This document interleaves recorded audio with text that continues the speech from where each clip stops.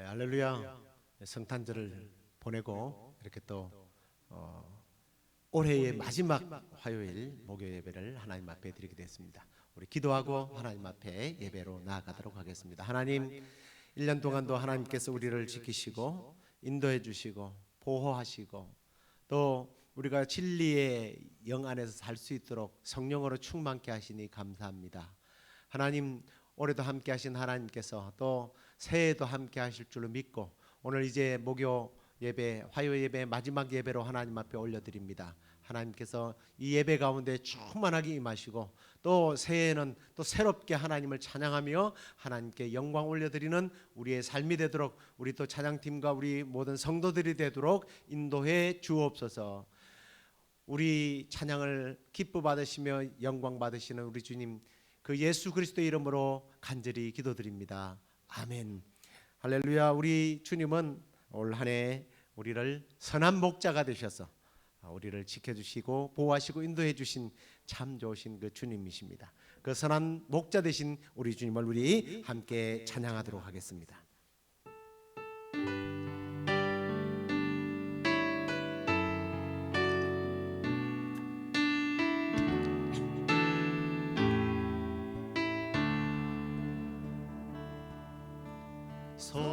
선한 목자 되신 우리 주, 항상 인도하시고 푸른 풀밭 좋은 곳에서 우리 먹여주소서. 선한 목자 곳에 주여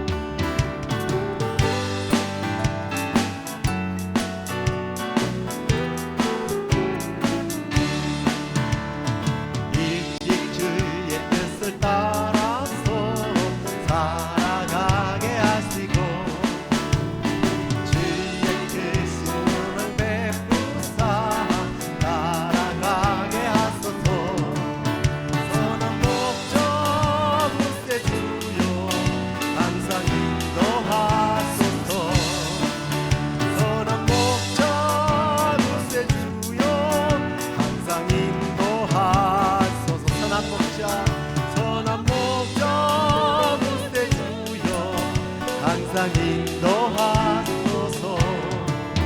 선한 목자 굳세 주여 항상 인도하소서.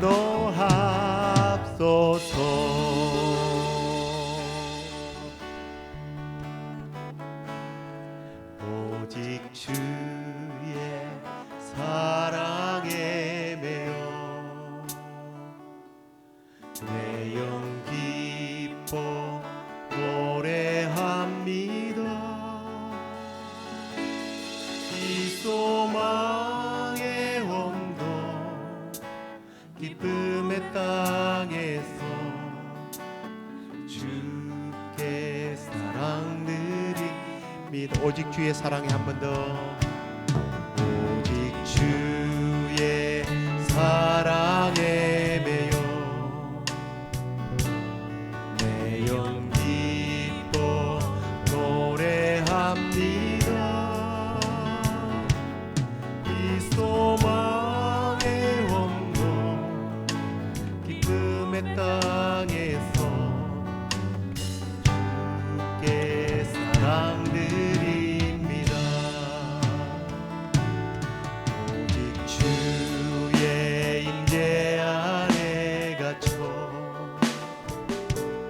내 영 기뻐 찬양합니다. 이 소명의 온도 거룩한 땅에서 주께 경배드립니다. 주께서 주신 모든 은혜 나를 말할 수 없네. 내 영혼 즐거이 주 따르렵니다. 주께 내 삶 드립니다. 주께서 주신 모든 은혜 나를 말할 수 없네. 내 영혼 즐거이 주 따르렵니다. 주께 내 삶 드립니다. 주께서 주신 모든 은혜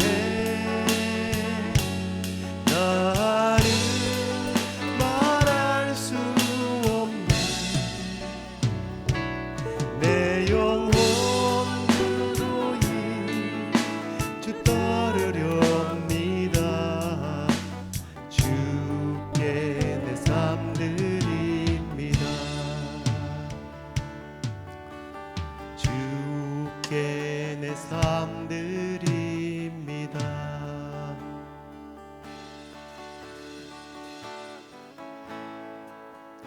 나 무엇과도 주님을 바꾸지 않으리.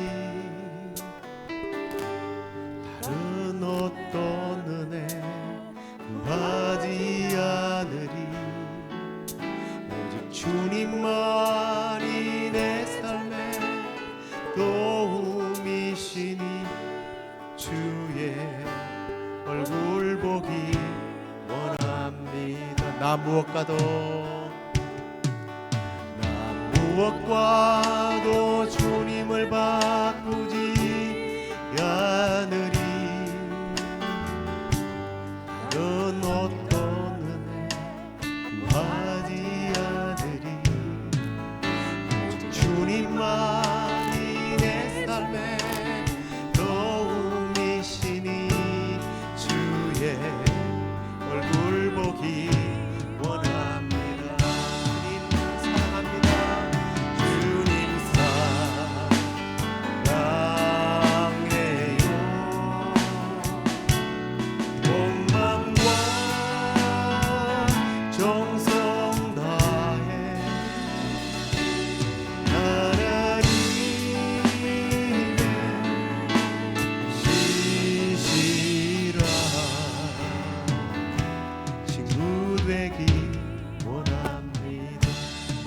더 고백할까요?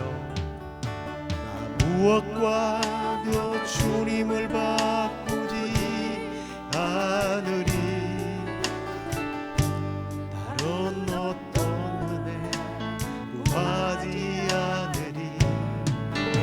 오직 주님만이 내 삶의 도움이시니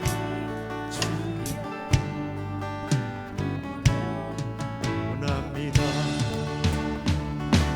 주님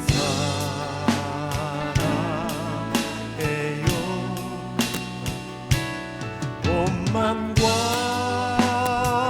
정성 다해 하나님의 진실한 친구 되기 원합니다.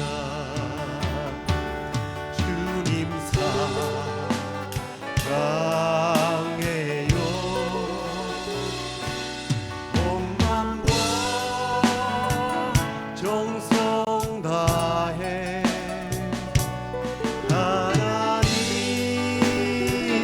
하나님의 진실한 친구 되기 원합니다. 주님 사랑합니다. 주님 사랑해요. 온 맘과 정성 다해 하나님의 신실한 친구 되기 원합니다. 우리 조용히 한 번 더 고백을 해볼까요? 주님 사랑해요.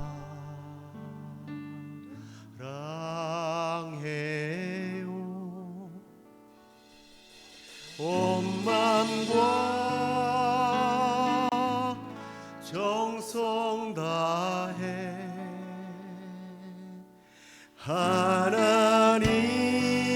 하나님의 신실한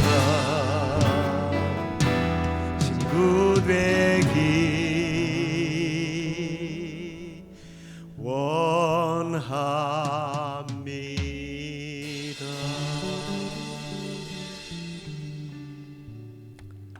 주님, 올 1년 동안 이 고백이 우리의 고백이 되어야 할 텐데 세상과 주님을 바꾸었고 쾌락과 주님을 바꾸었고 우리의 필요와 주님을 바꾸었습니다.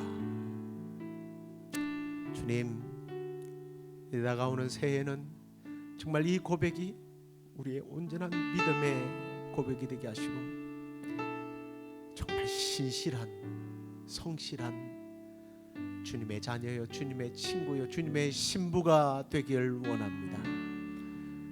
새해는 다른 어떤 것 구하지 않고 주님만 구하기를 원합니다. 주님의 은혜와 주님의 사랑과 주님의 능력을 구하기를 원합니다.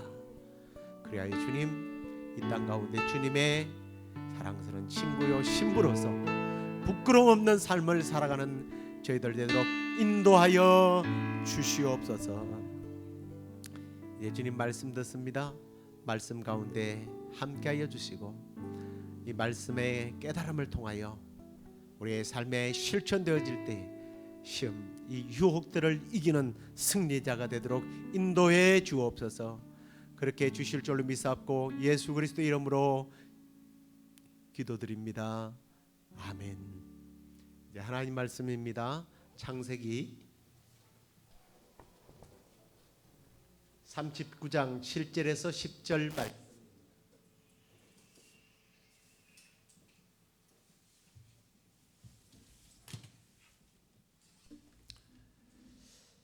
우리 함께 읽도록 하겠습니다. 7장 10절부터 6절부터 10절까지입니다.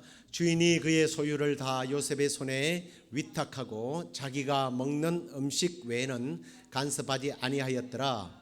요셉은 용모가 빼어나고 아름다웠더라. 그 후에 그의 주인의 아내가 요셉에게 눈짓하다가 동침하기를 청하니 요셉이 거절하며 자기 주인의 아내에게 이르되 내 주인이 집안의 모든 소유를 간섭하지 아니하고 다 내 손에 위탁하였으니 이 집에는 나보다 큰 이가 없으며 주인이 아무것도 내게 금하지 아니하였어도 금한 것은 당신뿐이니 당신은 그의 아내임이라. 그런즉 내가 어찌 이 큰 악을 행하여 하나님께 죄를 지으리이까. 아멘. 자, 오늘 우리는 유혹을 이기는 실제적인 지침이라고 하는 제목 가지고 말씀을 듣도록 하겠습니다. 우리가 지난주 이 시험, 다시 말하면 이제 유혹이라고 말했죠. 유혹이 다가올 때 어떻게 해야 되는지 야고보서 1장 13절부터 18절에 있는 내용을 함께 다뤘는데요.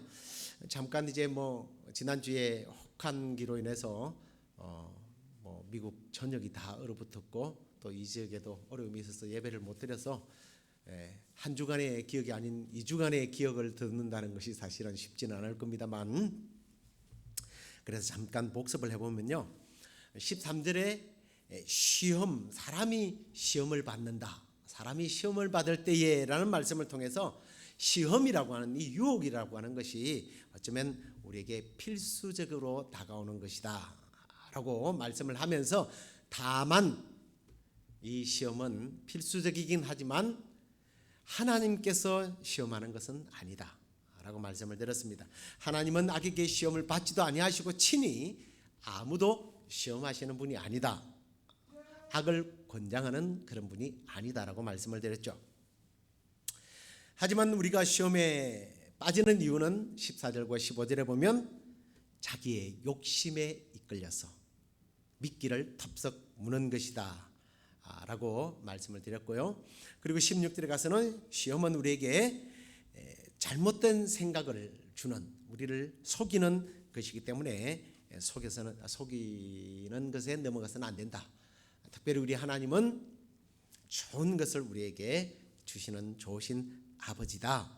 그래서 그 말씀을 믿고, 우리가 말씀으로 우리를 낳았다고 그랬으니까 말씀을 붙잡고 승리하는 삶을 살자, 이런 내용의 말씀을 드렸습니다. 자, 그러면 오늘은요, 이런 이론적인 삶을 어떻게 생활 속에서 실천했는지, 그 한 사람의 예를 통해서 우리가 어떻게 욕망을, 이 시험, 유혹을 제어할 것인가, 이길 것인가에 대해서 말씀을 나누도록 하겠습니다.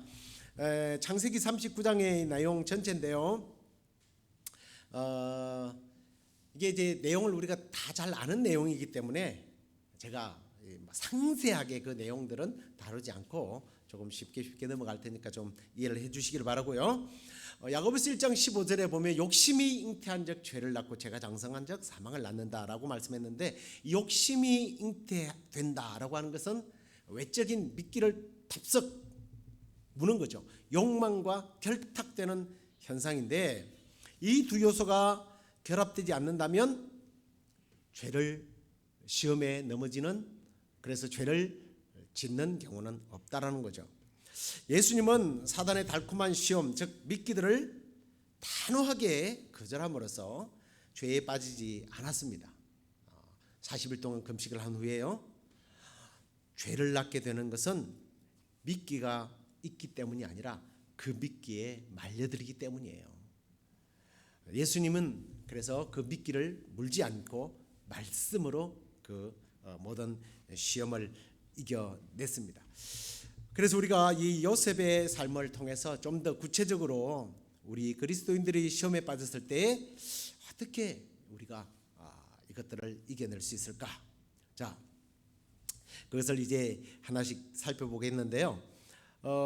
이 요셉은 성적인 유혹이 그에게 불어닥쳤지만, 사실 우리가 성적인 욕망이 얼마나 매일같이 그렇게 일어나겠습니까? 하나의 샘플일 뿐이고요. 우리에게 수많은 시험들이 있습니다. 엄청나게 덩치 큰 그러한 시험도 있고, 아주 작은 모래알 같은 그런 시험이지만, 그 시험들이 특징이 뭐냐면 늘 새롭다는 점이고 또 매력적이고요. 굉장히 화려합니다. 그리고 가만 보니까 시대마다 이 유혹이 다르더라고요. 똑같으면 좀 쉽겠는데 상황과 현실이 다 틀려요. 사람마다 다 틀려요. 또 이것이 육신적인 것도 있지만 영적인 것도 있어요. 정신적인 것도 있지만 또 아주 그냥 물리적인 것도 있고요. 뭐 너무 다양해요. 하지만 유혹이라고 하는 이것이 사단의 다 미끼이기 때문에 비슷할 거란 말이에요. 그 비슷했던 그 유혹거리를 우리의 믿음의 선배였던 요셉은 어떻게 이겨냈을까? 배경을 잠깐 살펴보는 것이 이해하는 데 도움이 될 것 같습니다. 요셉은 아버지의 사랑을 굉장히 많이 받았죠. 아버지 편에서 보면 너무 사랑했던 라헬의 아들이니까 자기에게는 많은 아들들이 그 위에도 있었지만 11번째인데 자기에게는 이 아들이 장남이었어요. 채색 옷을 늘 입혔다는 게 장남이라고 하는 신분을 의미하는 거예요. 그러니까 다른 형님들은 얼마나 싫겠어요. 미움을 받는데 이 요셉에게 하나의 어떤 그 특이한 점이 있었어요. 그게 뭐냐면 장래의 일을 꿈을 꿀 수 있다라는 거예요. 꿈을 통해서 장래 일을 예언하는 능력이 은사가 있었습니다. 근데 이제 이 은사를 갖다 잘 사용하면 되는데 이게 아직 좀 철이 없다 보니까 사춘기 시절 아닙니까? 10대 소년이 이걸 잘 다루지 못하는 거예요. 그래서 형들하고 아버지 앞에서 뭐 별들이 자기 별에게 절을 하고 곡식단이 자기에게 절을 한다. 그럼 이게 지금 지가 족장이 되는 거거든요. 말하자면 왕이 되는 것 아닙니까? 미움을 받고 있었던 거예요. 저걸 언제쯤 처리하나 하는데 때마치 형들이 먼 지역에 양들을 치러 가자 아버지가 형들에게 신분을 보내자 형들은 죽이려고 했다가 형제를 그래도 피가 섞였으니까 어떻게 죽이겠냐. 엄마는 다르지만 그래서 이제 애굽에다가 팔아버리는 거예요. 그래서 노예로 팔려갔는데 하필이면 그 집이 이집트의 시위 대장이었던 요즘 같으면 이제 경호 실종 아닙니까? 보디발에게 팔려가게 됩니다. 명성이 높고 부자죠. 그러니까 수많은 노예들이 그 집에 살고 있었습니다. 하지만 요셉은 특이했어요. 2절에 보면 여호와께서 요셉과 함께 하심으로 형통한 사람이 되었다. 하나님이 함께함을 사람들이 보게 됩니다. 믿음만 있는 게 아니라 부지런하고 성실했던 거예요. 정직했던 거예요. 그래서 보디발이 보니까 이 친구는 좀 뭔가 달라.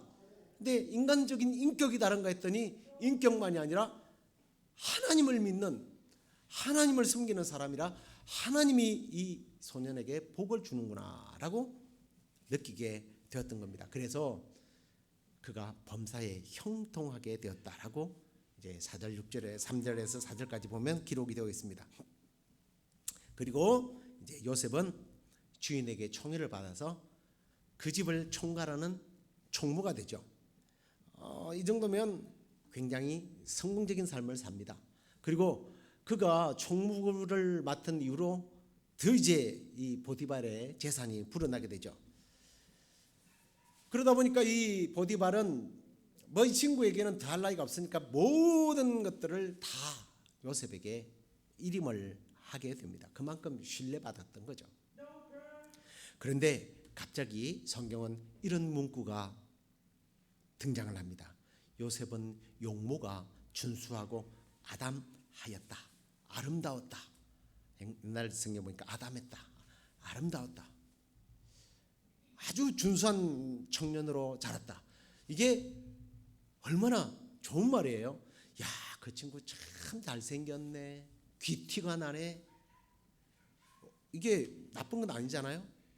여러분 잘생기거나 예쁘다는 것이 죄가 아니고 축복입니다. 그런데 꼭 이런 아름다움을 꺾어버리려고 하는 사람들이 등장하는 거죠. 타인의 아름다움을 이렇게 자기의 욕망을 채우는 도구로 쓰려는 사람들이 늘 등장합니다. 그래서 드디어 7절부터 이제 요셉에게 시험이 오게 됩니다. 그것도 이제 성적 시험이죠. 자, 보디발의 아내가 요셉의 이 아름다운 용모에 반해버린 겁니다. 그 여자의 눈에 요셉이 훌륭한 미끼로 보인 거예요. 그리고 우리는 여기서 정말 유의 깊게 보아야 할 항목이 있는데, 이제 요셉이 노예의 생활을 끝냈고 가정의 총무가 되고 요즘으로 말하면 정말 출세한 겁니다. 그리고 유부녀가 보아도 매력적일 만큼 훌륭한 훈남으로 자란 겁니다. 근데 제가 여기서 유심하게 보아야 할 항목이라는 게 바로 이런 부분이에요. 우리가 좀 높은 곳에 올라가고 누군가가 부러워할 만한 그런 위치에 올라가면 이상하게 이런 유혹거리들이 생기기 쉽다라는 거죠. 그래서 높은 곳에 올라갔을 때에 떨어질까 더 조심하라 라는 말이 생기는 거예요. 내가 높은 곳에 올라갔을 때 모두가 부러워할 만한 그러한 위치에 올랐다라고 생각할 때 긴장해야 돼요. 실제로 보니까 굉장히 노골적으로 유혹을 합니다. 나와 동침하자. 우리가 이게 성경적으로 그런 표현이지만 이게 같이 섹스하자는 얘기거든요. 이걸 그냥 노골적으로 했다는 얘기입니다. 이때 요셉은 이 노골적인 이야기를 듣고 이런 변명을 합니다. 내 주인이 집안의 모든 소유를 간섭하지 않냐고 다 내 손에 맡겼습니다. 이 집에는 나보다 큰 이가 없으며 주인이 아무것도 내게 금하지 아니했습니다만 금한 것은 당신입니다. 왜냐하면 당신은 그의 아내이기 때문입니다. 그리고 내가 어찌 이 악을 하나님 앞에서 범할 수 있습니까? 라고 거절을 하게 되죠. 두 가지 이유로 거절을 한 겁니다. 하나는 양심이, 우리식으로 말하면 양심이, 나의 양심을 속일 수는 없다. 그런데 그 이유보다는 하나님 앞에서 살겠다는 거예요.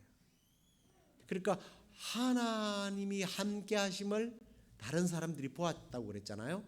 근데 요셉도 그 하나님이 함께 하심을 다른 사람들만 보는 게 아니라 요셉이 누구보다도 의식하면서 살았다는 거예요. 요셉이 용모가 빼어나고 아름답다는 것은 남성답다는 것이고 혈기왕성한 젊음을 가졌다는 의미입니다. 이게 어떤 의미에서 타락하기 쉬운 조건이 되기도 하죠. 자, 그런데요, 이런 사실을 안 이 여자가 유혹을 합니다. 보면 성경을 이제 조금 그런 각도에서 보면 이 여자는 좀 그런 쪽으로 발달된 여자 같아요. 그런 쪽으로 발달된 남자 꼬시는 전문가죠. 한편으로 보면 남편이 요셉에게 별도로 자기 아내를 조심하라고 지시를 내린 것 같아요. 아무것도 이게 손대면 안 되지만 우리 아내는 알지? 이런 이야기를 했다는 거죠. 남편이 아내를 잘 아니까 조심을 시킨 겁니다. 평소에도 행실이 썩 좋지 않았던 그런 여자. 재미난 비유가 될지 모르겠습니다만은 아마추어는 프로를 못 이깁니다. 이 여자는 프로란 말이에요. 그리고 이 유혹하는 일이요, 어쩌다가 이 여자가 술을 한잔 마시고 얼큰하게 취해가지고 갑자기 남자 생각이 나서 한 번 도전한 게 아니고 성경에 보니까 매일이에요. 매일. 10절에 여인이 날마다 요셉에게 청했다. 여러분, 단 한 번은요 쉽게 이길 수 있습니다. 근데 계속 반복되면요 10번 찍어 안 넘어가는 나무 없다. 네. 특별히 그날도 일하기 위해서 이 대장님 집에 들어갔더니 아무도 없었대요. 아무래도 이 여자가 장난질을 한 것 같아요. 손을 쓴 거죠. 이제는 옷까지 막 잡아 끌면서 동침하다가 유혹을 합니다. 여러 사람이 있을 때야 사람들이 보니까 왜 이러세요 이러지만 아무도 없으면 그냥 입만 맞추면 돼요. 입만 맞춘다니까 키스했다고 생각하시면 안 돼요. 말만 맞추면 돼요. 말만. 서로 맞추면 끝나는 거예요. 이게 사탄의 방법이라는 겁니다. 사탄은 우리를 유혹할 때요, 한번 그냥 툭 던져보고 말지 않습니다. 이게 참 힘든 거예요. 계속적으로. 요셉은 독신입니다. 젊은 건장한 청년입니다. 그리고 이 여인은 부부 생활에 굉장히 불만족스러운 여자입니다. 그러니 요셉이 한두 번이지 이걸 어떻게 막겠습니까? 그리고 이제 옷까지 잡고 막 물고 늘어지는데, 이때 요셉은 과감하게 옷을 버리고 도망을 치게 됩니다. 자, 그러면 이 옷을 뿌리치고 이 유혹을 뿌리친 요셉은 박수를 받아야 마땅하죠. 칭찬받아야 마땅합니다. 그런데 그 결과가 어떻습니까? 이 여인이 이 옷을 증거물로 삼아서 요셉이 자기를 겁탈하려고 했다고 누명을 씌우게 됩니다. 그리고 이 보디발은 요셉을 당장에 옥에다가 가두어 버리게 되죠. 저는 여기서 이제 또 하나의 흥미로운 점을 발견하게 되는데요. 여러분, 그 당시에 시위대장의 직책을 가진 사람이 이 노예를, 자기 아내를 겁탈하려고 했던 사람을 감옥에 보내겠습니까? 한 방에 그냥 보내버리죠. 그리고 일반 죄수들을 가두는 곳도 아닌 왕의 신하들이 주로 갇히는 감옥, 왕의 감옥에 보내는 것도 또 수상적인 거예요. 수상쩍어요. 앞에서 말씀드린 것처럼 그 이유를, 이 아내를 의심했던 이 보디발은 아마도 요셉은 뭔가 지금 저 여자의 관계에 꾀에 넘어간 것일 것이다 하고 눈치를 챘을 것 같아요. 이건 일반적인 상식 수준입니다. 그러나 우리가 성경적으로 보면 요셉은 지금 누가 함께 하시는 거예요? 하나님이 함께 하는 사람이에요. 그리고 그걸 누가 보았어요? 보디발이 보았어요. 그러니까 하나님의 사람을 함부로 죽일 수 없는 거예요. 결국 요셉은요, 자기도 하나님께 어떻게든 붙잡히려고 노력했고 하나님도 요셉을 붙잡고 있는 거예요. 이게 하나님의 이제 섭리의 어떤 합작품입니다. 하나님의 섭리는요, 일방적으로 하나님께서 진행해 나가는 것이 아니라 하나님과 하나님 예스 해야 돼요. 하나님 아멘. 그런 사람이 바로 하나님의 섭리 속에서 쓰임을 받는 거예요. 예수님을 하나님께서 이 땅에 보내셨을 때에 네가 인류를 대신해서 죽어야 돼. 그랬을 때 예수님이 노 하면 어떻게 돼요? 예스 하죠. 하나님이 예스 할 때 예스. 예, 그럼요. 내가 해야죠. 요셉이 바로 그런 삶을 살았던 거예요. 요셉이 하나님의 자존심을 위해서 살 때 하나님도 요셉의 생명을 책임져 주시는 모습. 그래서 21절에 보면 감옥에서도 여전히 여호와께서 요셉과 함께 하시고 그에게 인자를 더해 주셔서 간수장에게 은혜를 받게 되었다라고 성경은 기록합니다. 이 사건의 결과는 요셉이 투옥이 됐지만 그의 깨끗한 양심, 정직한 신앙, 하나님 앞에서의 삶은 이렇게 하나님의 도우심을 받게 되었다는 거예요. 그리고 나중에 그 일로 인하여 애굽왕 바로 앞에 서게 되는 그러한 기회가 되었던 겁니다. 자, 오늘 우리는 이제 이 배경을 가지고 그러면 우리가 이제 이걸 실제적으로 우리의 삶에 어떻게 적용할 것인가. 첫 번째, 상황을, 유혹의 상황입니다. 이 상황이 왔을 때에 확대 해석하지 말아라. 이게 무슨 말이냐면 확대 해석한다? 해석을 해야죠. 상황이 올 때 이게 어떤 일일까? 해석을 해야 되지만 자기 욕심을 위해서 다르게 해석하고 적용하지 말라라는 의미입니다. 인간은요, 나쁜 쪽으로 혹은 자기의 유익한 쪽으로 늘 상황을 확대 해석하거나 과장하거나 과감이라고 그러죠. 가감이라고 그러죠. 빼기도 하고 더하기도 해요. 그러려고 하는 속성이 우리에게 있습니다. 요셉이요, 그 상황을 자기의 유익과 혹은 자기 욕심을 채우기 위해서 해석을 했다면, 확대 해석했다면 어떻게 됐을까요? 대부분의 사람들은 매일같이 이런 일이 벌어지게 될 때에 다르게 해석을 하려고 하는 경향이 있습니다. 매일 이런 유혹이 매일 벌어진다면 이게 뭔가 하나님의 뜻인가? 이렇게 생각한다는 거예요. 여러분, 반복적으로 되는 일이 하나님의 뜻은 아닙니다. 왜냐하면 하나님은 결코 유혹하시는 하나님이 아니시기 때문입니다.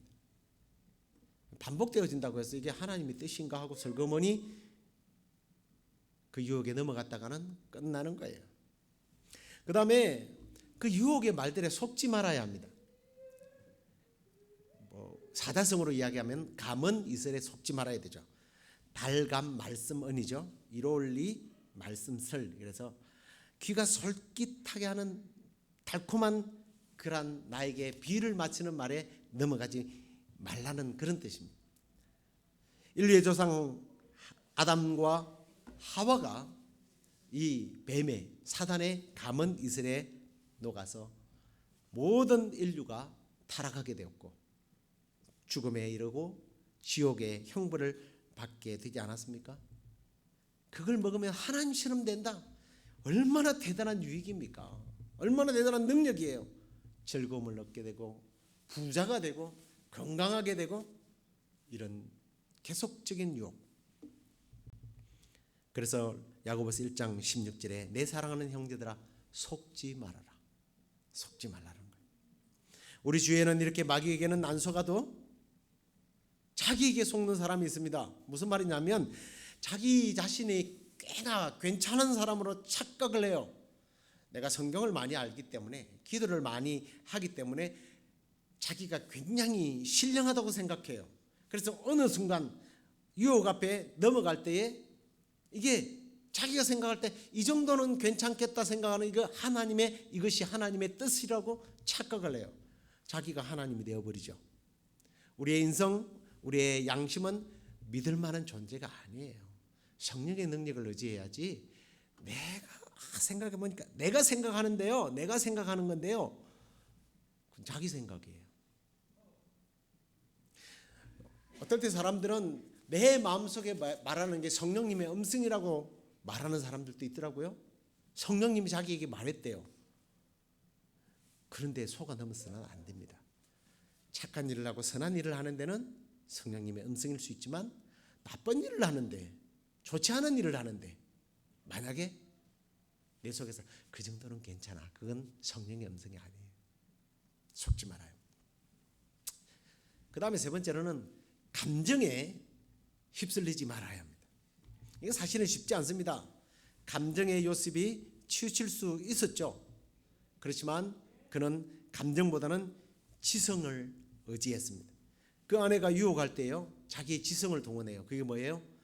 주인이 나에게 모든 것은 다 일임했지만 당신은 아니라고 얘기했습니다. 당신까지 나에게 알아서 하라고 말하지 않았습니다. 이건 뭐예요? 지성이에요. 통찰력이죠. 거기에 하나님 앞에서 이런 뭐까지 추가되는 거예요? 영성이에요. 우리가 사실은 지성 가지고 다 되는 것은 아니에요. 거기에 영성이 들어가야 돼요. 우리의 지성은 사실은 오늘날까지 지금까지 내려오는 인류의 어떤 지성들을 보면 어제의 사실이 오늘에 있어서 진실이 아닐 수가 있잖아요. 지구는 돈다. 지구는 평지다. 이게 진리였습니다. 근데 지구가 동그랗고 돈다. 이게 말도 안 되는 소리. 근데 지금에 생각해 보면 그게 또 이제 평지라는 게 말이 안 되는 소리잖아요. 세상의 지성은 필요합니다. 그러나 악을 물리치는 일에 있어서는 영성이 필요한 거예요. 그래서 지성과 영성을 겸비해야 됩니다. 우리의 감정이 때로는 필요합니다.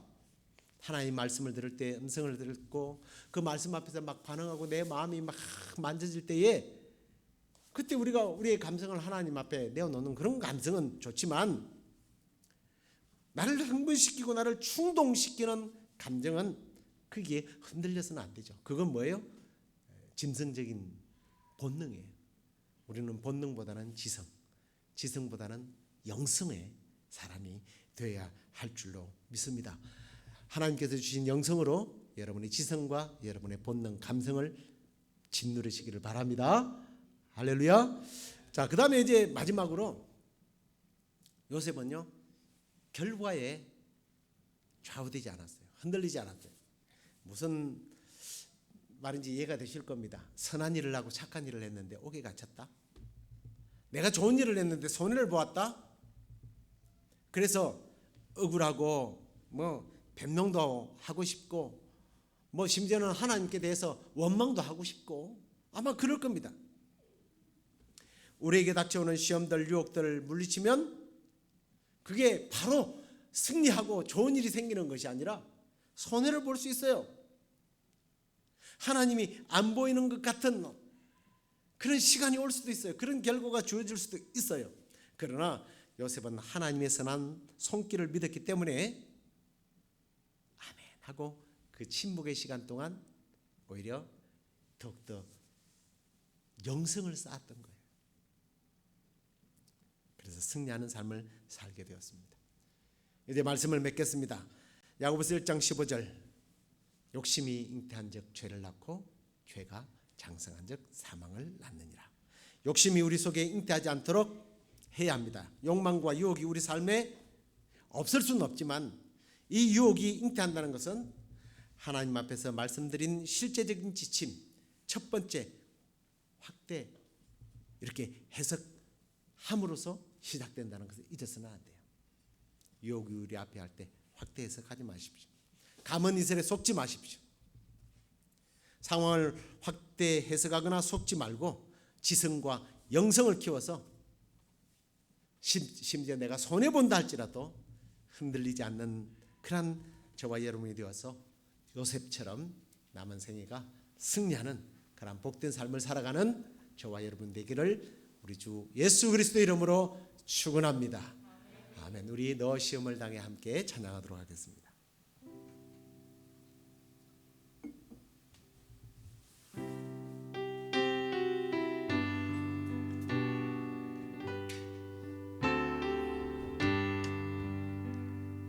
너 시험을 당해 범죄치 말고 너 용기를 다해 공 물리쳐라. 너 시험을 이겨 새 힘을 얻고 주 예수를 믿음 늘 승리하라.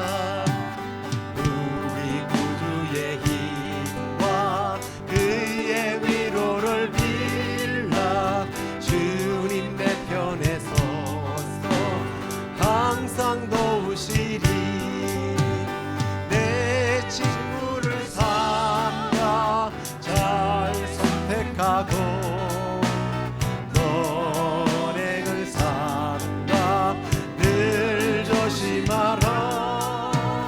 너 열심을 다해 늘 충성하고 온 정성을 다해 주 봉사하라. 우리 구주의 힘과 그의 위로를 빌라. 주님 내 편에 서서 항상 도우시니 잘 이기는 자는 상 주시리니 넌 낙심치 말고 늘 전진하라.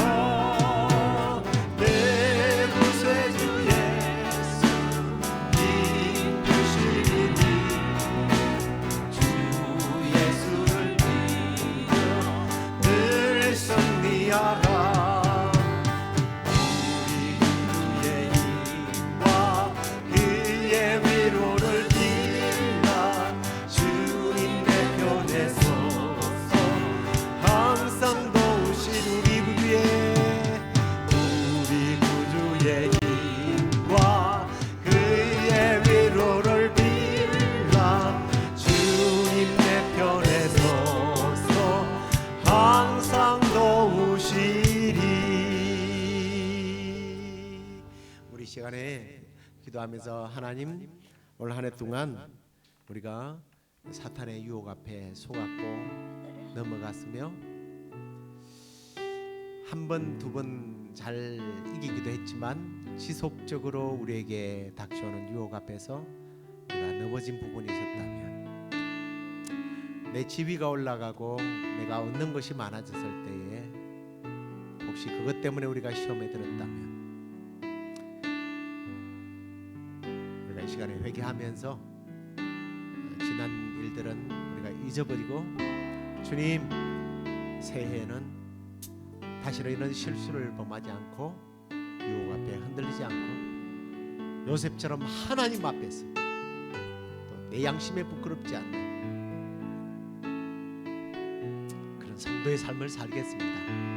이렇게 결단하면서 말씀을 들으면서 내가 혹시 이런 부분에 있어서 승리하지 못한 부분이 있었다면 이제는 승리할 수 있도록 우리가 우리 자신들을 놓고 우리 이제 이 연말에 회개하는 마음으로 먼저 우리 하나님 앞에 우리 기도하도록 하겠습니다. 주님, 그렇습니다. 아버지 하나님, 우리가 올 한 해 동안 주님 우리의 삶을 돌아볼 때에 아버지 하나님, 우리가 이 여러 가지 유혹 앞에, 세상의 시험 앞에 우리가 넘어갔습니다. 욕심이 잉태했던 우리의 아버지 하나님, 우리에게 욕심이 욕망이 없을 수도 없지만 아버지 하나님, 그 욕망 앞에서, 그 시험 앞에서 우리가 넘어졌던 그런 모습들 아버지 있습니다. 우리가 그런 것들을 해석하고 우리의 좋은 쪽으로, 우리의 유익한 쪽으로, 내 가정이 우리가 좋은 쪽으로 생각하면서 아버지 하나님, 다른 사람들 또 하나님 나라가 그런 일들을 우리의 그런 모습들을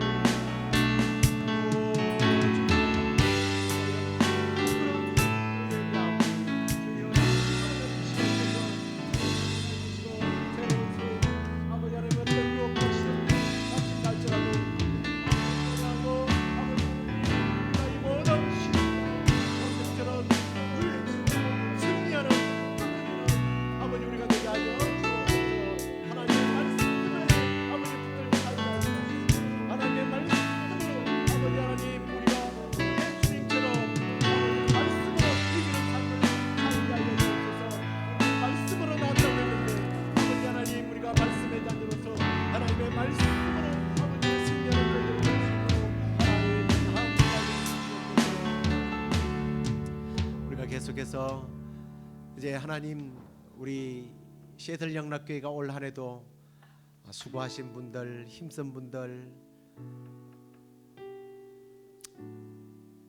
이런 분들의 수고로 말미암아, 헌신으로 말미암아 잘 지탱해 왔는데, 이제 지탱하고 버티는 것이 아니라 새해에는 하나님 큰 부흥의 역사가 일어나게 해달라고, 이곳에 하나님의 말씀을 사모하는 자들이 모이고 찬양을 하나님 앞에 올려드리기를 원하는 자들이 이곳에 오게 되고, 기도의 응답이 있는 장소가 되게 하시고, 하나님 이곳에서 참으로 질병이 떠나가고 가난이 떠나가는 그런 장소가 되게 해달라고, 많은 영혼들이 주께로 돌아오는 장소가 되게 해달라고, 우리 함께 주여 크게 부르짖고 교회의 부흥을 위하여 기도하겠습니다. 주여,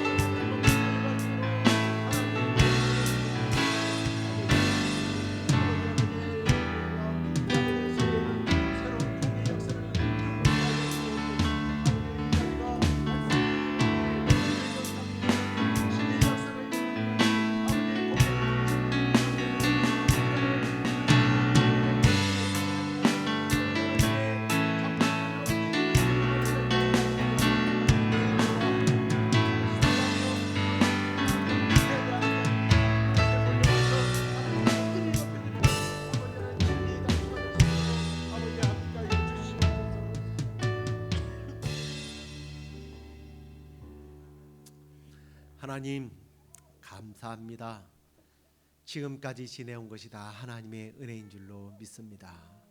그리고 하나님, 올 한 해 동안도 사랑하는 성도들, 주님의 몸된 교회를 정말 마리아가 향유 옥합을 깨뜨리듯 시간을 깨뜨리고 물질을 깨뜨리고 달란트를 깨뜨려서 주님의 몸된 교회를 섬겨왔습니다. 성도들을 섬겼습니다.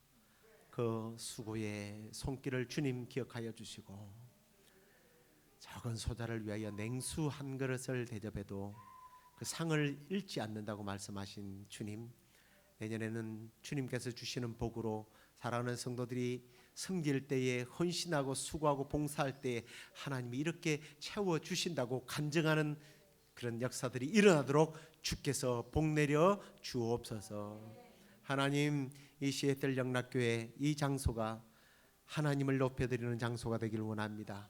예배하는 장소, 주님 높여드리는 찬송이 넘쳐나는 장소가 되기를 원합니다. 내 집은 만민이 기도하는 집이라고 했는데 이 기도의 집에서 기도의 기적들이 일어나는 집이 되기를 원합니다. 기도의 응답이 있게 되기를 원합니다. 주님, 성도들이 엎드릴 때마다 주님 응답하심에 대한 간증이 넘쳐나는 교회가 되기를 원합니다.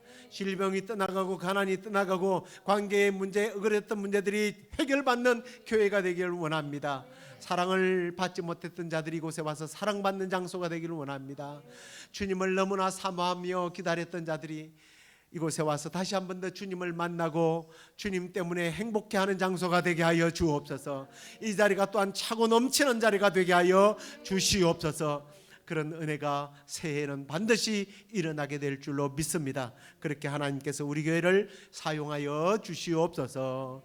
지금은 우리 주 예수 그리스도의 은혜와 우리 하나님의 크신 사랑과 성령의 위로 교통 충만하심이, 새해에는 요셉처럼 우리에게 다가오는 욕심이 잉태되지 않고 뿌리치고 물리쳐서 우리 주님이 함께함을 세상 사람들에게 보여주며 간증하며 요셉처럼 이 땅 가운데 멋있게 쓰임받기를 원하는 시애틀 영락교회 성도들과 이 방송을 들으며 또 하나님의 자녀로 오늘도 신실하게 섬기고 있는 주의 종들 가운데 이제부터 영원토록 함께 있을지어다. 아멘.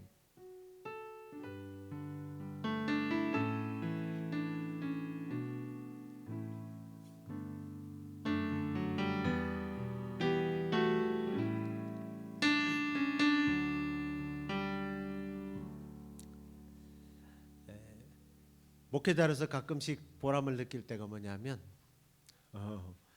진리대로 성도들이 어쨌든 말씀 안에서 살려고 몸부림치려고 할 때에 그게 현실과 문화와 세대와 좀 다르지만 이게 감동의 물결이 다가올 때가 있습니다. 이게 무슨 말이냐면 12월 31일이 토요일 저녁이라서 우리가 미국 교회는 어떤지 모르겠습니다. 한국 교회의 전통인 송구 영신 예배를 쉬려고 하는 그런 교회들이 참 많은데 다음 날 주일이기 때문에 우리 교회 성도들은 무슨 일이 있어도 예배를 드려야 됩니다. 이런 교회들의 성도들이라서 목사라서 너무 기쁘고 좋아요. 12월 31일 저녁 11시에 저희 교회에서 송구 영신 예배 한 해를 마감하고 새해를 여는 예배를 드리게 됩니다. 여러분들 오셔서 한 해를 마감하는 그리고 또 새해를 주의 은혜로 여는 그런 시간이 되기를 바라고요. 우리 교회 성도들은 이 방송을 듣는 분들 가운데서 혹시 또 참여하실 분들은 좋습니다. 저에게 연락 주셔도 되고요. 곧바로 오셔도 됩니다. 하나름 마트에 리누대에 있는 말리향이라고 하는 곳에서 일찍이 좀 모여서 7시부터 그곳에서 식사회 교제를 하고 다시 이제 교회로 와서 우리가 좀 1년 동안 주의 은혜를 나누고 또 이야기를 좀 하고 그러다가 11시에 예배를 드리게 됩니다. 말리향 거기서 만나서 우리가 주 안에서 교제하고 31일 11시에 뵙도록 하겠습니다. 안녕히들 돌아가십시오. 선한 목자 되신 우리 주 항상 인도하시고